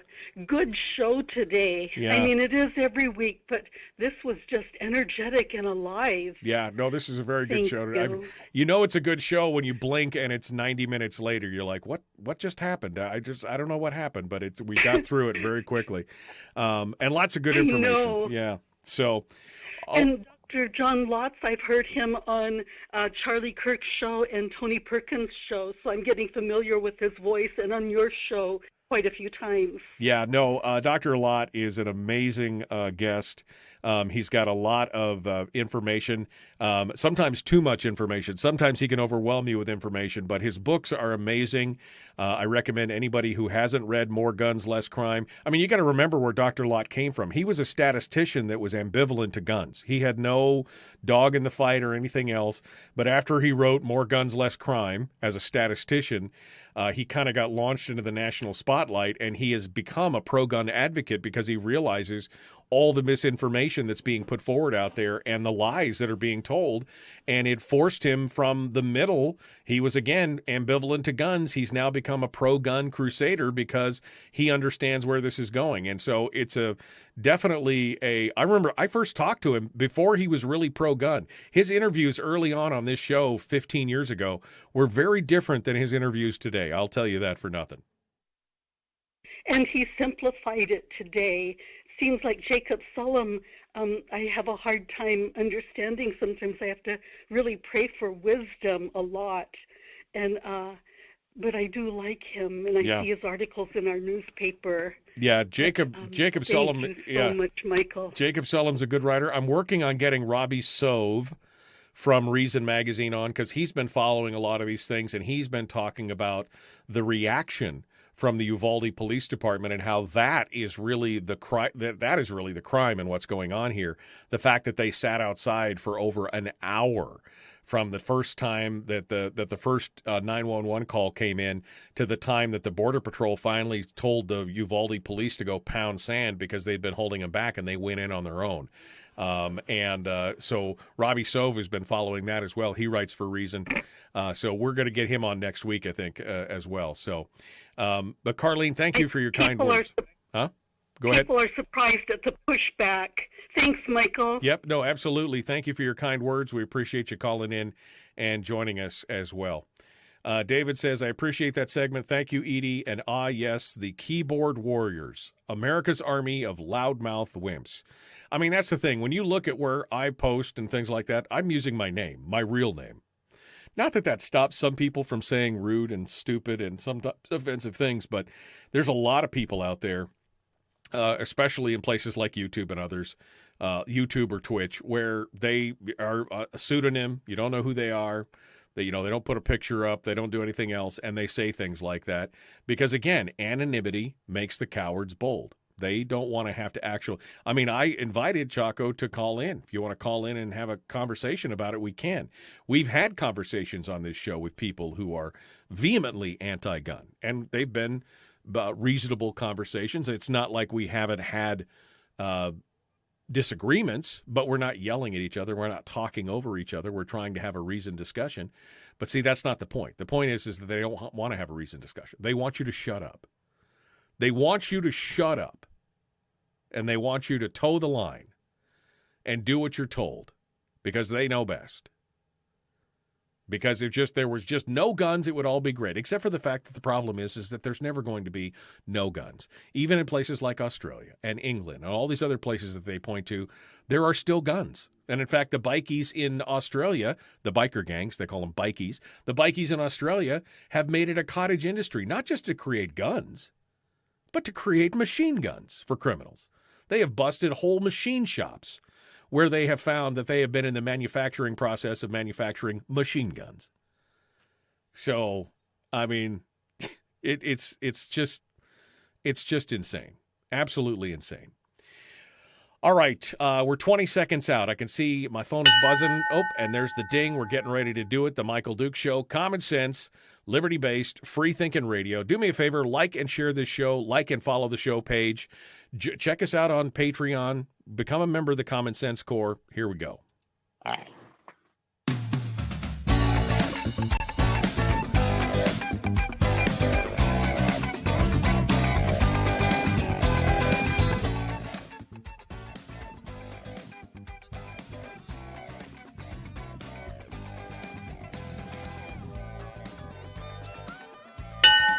Okay, I'm done for the week already. I just don't even want to do the rest of the day at this point.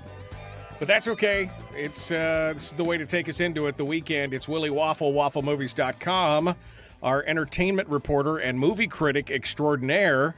I don't know if that's giving him too much power or not, but it is what it is. And he's here to join us to give us the rundown. Hello, my friend. Flattery will get you everywhere. Exactly. Yeah. That was a complete compliment. That was not a demeaning comment at all. It was a complete compliment. No, I'll take everything I can get. Yeah, exactly. All right. So entertainment news. I mean, I just don't even know where to start at this point. I guess we could start with what I thought was really kind of a brilliant movie in the comic book genre, although it didn't really feel like a comic book movie, and that was Joker. They're talking about a sequel. Give us the rundown here. Yeah, I am in shock at this one. So, yeah, I'm with you. I thought Joker was one of the best movies I've seen in the last few years. It's such a great character, such a great story, such great mayhem. I mean, this was a very, very good movie. And, the thought was, how could they ever top it? How could they ever do something like that again? And then this week, the director, Todd Phillips, put out a picture of the screenplay he's written for part 2. This is going to be called Joker Folie 2, which is, I believe that's French for madness or something. It's the madness of 2, yep. Yep, the madness of 2. So they are working on a sequel. And yes, Joaquin Phoenix is looking at the script. So that still means they're a ways away. They know that they're, I say if they're looking at scripts now, they're probably not shooting until next year, and you're bringing this out maybe in the fall or the fall of the year after that. But there's a part of me that wishes they don't do it. It's like Goodfellas is my favorite movie of all time, and thank God there's not a sequel. Because it's just that one moment you captured everything. And I feel like that for Joker. I feel like in that one moment, in that one movie, they captured a great character, a great story. How the heck are they ever going to go back to it? Yeah, well, that's a good question. And what I found especially interesting about it is that it's a movie based in comic book lore, but it did not have any. There was no comic-y issues of it. It was just like an everyman drama. If you had not said Joker and he just painted his face like a mime, it would still have been it would have been a fascinating story into kind of the descent of madness. But how are they going to do that without bringing, I don't know, the Bat into it? I just don't know. Well, and that's the thing, the big theory out there, and this is based on nothing other than the idea of the title, is that who shares the madness with the Joker? Well, that would Harley probably be Quinn. I'm just going to say that would probably be Yep. her doctor, Dr. Quinn. Yep. Dr. Quinn, Med Woman. All right. Well, I'm down. I'm hooked. I'd go for it. So let's watch it. Speaking of Batman, apparently the OG Batman, the OG, like back in the day, one of the first real 90s comic book movies, The Batman with Michael Keaton. Some of the principals in that are back to do a brand new movie for HBO.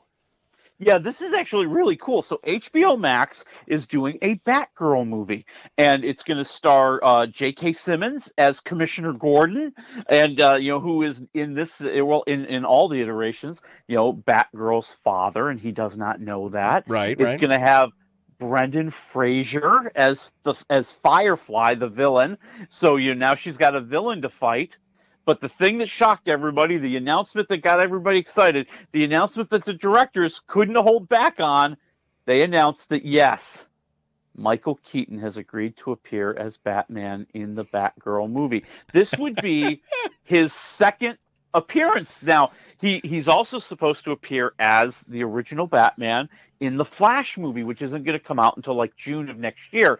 Yeah, and I don't want to say it too loudly. If it actually comes out with all the problems he's having, right, yeah. Oh man.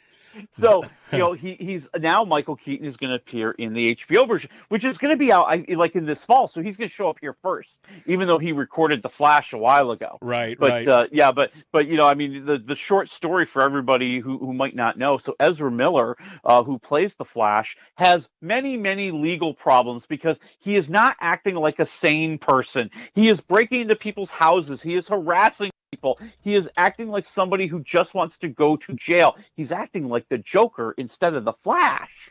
Right. He's got some serious issues, which, surprise, surprise, surprise. Anyway, it's going to be interesting to see if that happens. What I find interesting is that Michael Keaton has now played heroes in 2 different universes. The DC universe, of course, is Batman, and also as Vulture in the Marvel universe. He's played in a couple of movies in that. What I always really found interesting was that he would, according to Tom Holland, they'd be in these fight scenes where they were struggling up close and wrestling with each other and everything. And he said Michael Keaton would lean into his ear and go, "I'm Batman." This is why Michael Keaton is the most awesome person on the planet. He is amazing. And don't forget, there's talk about Beetlejuice 2 with Michael Keaton and possibly Johnny Depp. Oh, what about Winona Ryder? I mean, she would be in there too. She would be in there too. Yep. Man. But so Michael Keaton basically saying, "I'm 70 years old and I am cashing in on everything that I have done in my life." Okay. Yeah. And I love the fact that he balances it with other stuff. Like if you have not seen Dope Sick on Hulu, you sit yourself down this weekend and you just get blown away because Michael Keaton is just a genius in this movie. Playing a doctor who becomes addicted to opioids and dealing with this. Conversely, prescribing these to people and finding out how horribly addictive they are and getting caught up in the trap himself. It's an amazing, amazing series. All right. Well, that's good. We got some comic book stuff. And then we've got Nev Campbell, who... This is awesome. So those of you who don't know, Nev Campbell was on, was it Dawson's Creek or 90210? And then she made... I think it was Party of Five. Party of Five, that's what it was. Yep. And then she made the leap to the big screen with the Scream movies. That was her big break. And she proceeded to do 5 Scream movies. It was a big break. She finally did this last 5th one. But she was offered Scream 6, and she said, "I'm sorry, peasants, you're not offering me enough money." This is the greatest quote of the week. Her response was, quote, "The offer did not equate to her value." What oh, I'm sorry, Nev. Is this going to take away from your Oscar-winning role with Leonardo DiCaprio? Is this going to interfere with your Marvel series? Give me a break. Nobody, literally, there are people who have no idea who she is anymore. Exactly. Well, before this, because you had sent me the list of things we were going to talk about, I actually went onto IMDb because I was like, I love Nev Campbell. I think she's great. She's, whatever. But I was like, man, I can't think of. So I went back. 2011 was the last Scream movie. That was Scream 4, right? So from 2011 to 2022, she did nothing but television shows, like One Shot. I appeared in 1 episode of Grey's Anatomy or this thing. I was in, a handful of episodes of House of Cards, and that's pretty much it for 12 years. You think, are people just banging down your door, getting ready to do this? I just don't even understand. No, and that's what just blows my mind. You now have a comeback, okay? You were in kind of this reboot version of Scream that came out last year. Now you've got an opportunity to continue that work, to continue probably the best paycheck you've gotten in 10 years, and you're holding out for more. How much more do you think you can get, Nev Campbell? People who look like her are a dime a dozen. We can get a whole bunch of them in there. Hey, you know what else they can do? They can do like they do with all the other horror movies. We'll get some kid that nobody knows that's off some Disney series who's going to be grateful to have the job, and the same amount of people are going to buy tickets. No one. Hey, Nev, let me tell you something. Here's a little secret. Now keep this one between us, okay, Nev? Yeah. No one's paying to see you. Yeah. No one. I mean, maybe it's a tactic. I don't know. But I mean, at that point, you just got to sound like, ooh, you think your poo don't stink. I mean, that's just, interesting to say the least. Yeah. So you know how the next Scream movie starts? Yeah. Everybody's standing around her grave to teach her a lesson. Yeah, exactly. All right, well, we'll see how that goes. Let's get on to the movies and the streams. Netflix movie, Adam Sandler, who, let's face it, I haven't watched an Adam Sandler movie in several years. He's got a new Netflix deal. This one's called Hustle. Yeah, I know. And you know, normally you hear Adam Sandler Netflix movie and you get horrible visions of UB Halloween. I get it. And all those really just horrible movies that he did over the years. This is another example of Adam Sandler trying again. And this is what is so refreshing. You know, he's really good. You know, he was really great in that Uncut Gems movie that came out a couple years ago. Right. You know, again, a movie where he's trying, and he's trying here. And it really is kind of a Rocky story. I mean, in every sense of the word. You know, here he is, this tired, worn-out basketball scout. You know, he's trying to get excited about the game again. And he's out there, you know, traveling the world. He comes across this street game in Spain, and he thinks he's found the next greatest basketball player. And all he wants to do is bring this guy to his team and make a superstar out of him. And you see kind of the challenges that he's facing, that this basketball player is facing. You know, you've got all the waterworks are flowing, people. Okay, you're gonna want some tissues because everybody's had a hard life and they got to overcome stuff. And that's what this movie is. And you're gonna feel his pain and you're gonna see his challenges. You're gonna root for him when the whole world and all the bad guys thinks he's an idiot. And you're gonna see a montage or five. Or five. Yeah. Right.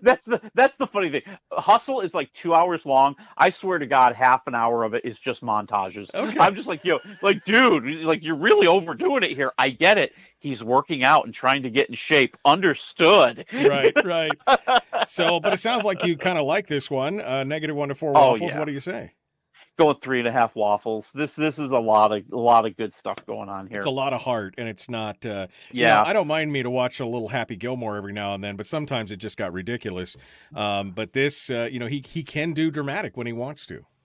Yeah, and I think that this is the kind of character he does so well. Kind of the schlubby every guy. You know, he's nothing special. He's like some guy that you'd be working with, you know, or you'd be sitting next to at the diner, and you like him because he's a decent fella, and that comes through in this movie. Right. Okay. We're on to the next big Disney thing. This is Ms.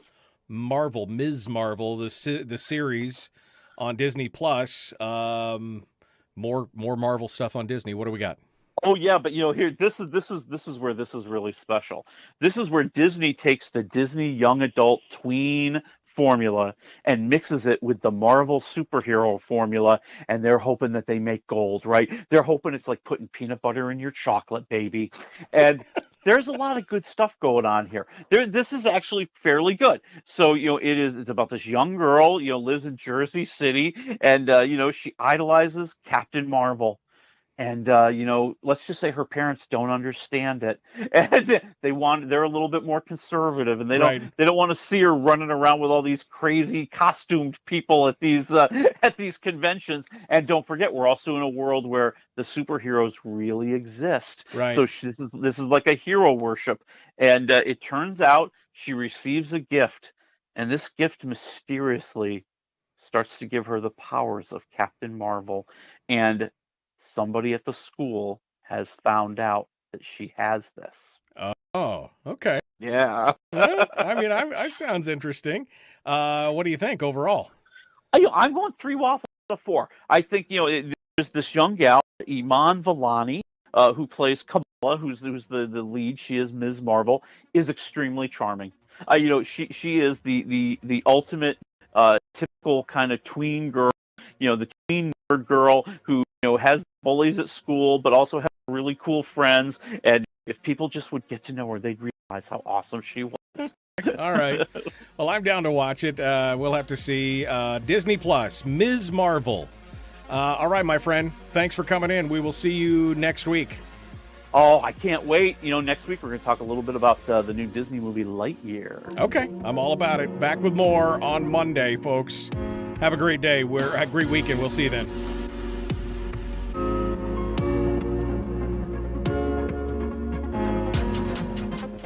All right.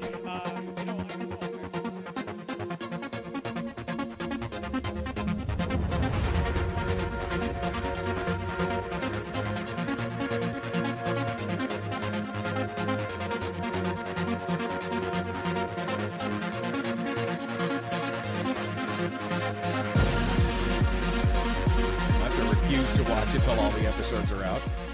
I did finish Bosch Legacy, and oh boy.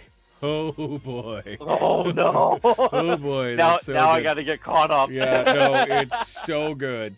And my wife and I, this last week, it was a Tuesday or Wednesday, we started watching Stranger Things. And, oh yes! And dang, that show! It's like a easy drinking, right? It just slips down so smooth, and the next thing you know, you're halfway through. You're like, wow, that is so good. I can't wait to finish it this weekend. But really, some great storytelling. Oh yeah, and the thing that's really awesome about Stranger Things this time around, I think maybe what's awesome, but also sometimes a hindrance. They have a lot of money to spend on this thing, and every episode is like an hour and 20 minutes. Yeah, and they've got a special effects budget that they've never had in their entire lives, and I think there's a little bit of overindulgence going on. I think they could cut some of the fat out of here. I think they could kind of streamline this a little bit and make it awesome instead of really great. So that maybe that's kind of a little bit of knick-knack or ticky-tack criticism nitpicking. there. You're nitpicking now? Yeah. A little bit. I don't know, man. I loved it. I just let it flow through me. I don't mind it at all. Give me the dirty, ugly, upside down nastiness. That's fine. Give me the CGI because it looks good. I mean, it looks really good. It really does, and I think what they do so well is that every season is like this, right? They break up the gang, so there's like 3 different groups of people who are all on these individual journeys, and we know they're all going to come together at the end for the big grand finale, and only if they join forces can they truly win, and you're going to see that here. The only thing that I think is out there is I love the show, I love the characters, but it's kind of like The Sopranos. It's a little unrealistic that everybody's going to survive, guys. Well, I don't know. I just all I want to know is Steve going to have to continue to be the babysitter? That's all I want to know. He will always have to be the babysitter because that's what we enjoy and that's what we need. Okay, that's the running joke. Yeah, that's the running joke for 4 seasons. He's just the babysitter at this point. I'm looking for. I went to watch The Boys, and then I realized there was only 3 episodes, and I'm like, I freaking hate you people. I think they're doing it like 3, 2, and 2 or something in consecutive weeks or something along those lines. Just give them all to me. Just give them all to me now. I'm not canceling my subscription. I'm going to watch it afterwards. Just give them all to me now. All right. Sorry, that's my rant. All right, my friend, we will see you next week with the Lightyear. It's like more for kids, I guess. But oh yeah, well it is supposed to be the story of the real Buzz Lightyear, the man they based the toy off of. So the idea is think of it in these terms: if they made a Donald Trump doll, Tim Allen would have been the doll, but there would have been somebody it was based off of, and we're going to see that in this movie. Okay, all right. Well, we'll have to see what it looks like. I'm sure they'll be making money with it. All right, Willie Waffle, Waffle Movies. Thank you, my friend. Hey, you got it. I'll talk to you next week. All right, folks, we really got to go this time. We're going to talk to Eskimo Libertarian next week. We're also going to be, I think Timothy Gibbons is going to be joining us. Maybe Mike Schauer, Sarah Palin. Plus our regular guests. We're gonna have a lot of stuff going on next week. So stay tuned. There you go. Don't forget to check us out on Patreon. Don't forget to join the Common Sense Corps if you want to do it. Common Sense Corps, of course, is where you become a fan of the show. A couple bucks a month, you get access to the Facebook group and more. Go check it out. MichaelDukeShow.com. Just look for the big Join the Corps banner at the top of the page. All right, gotta go.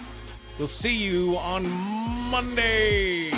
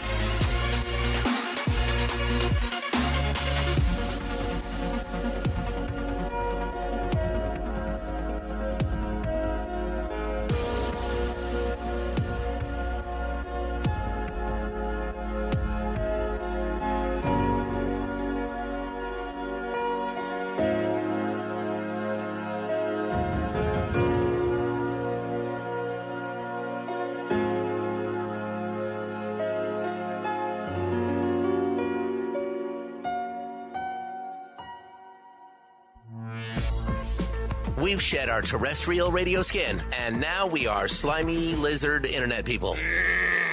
It's the Michael Dukes Show.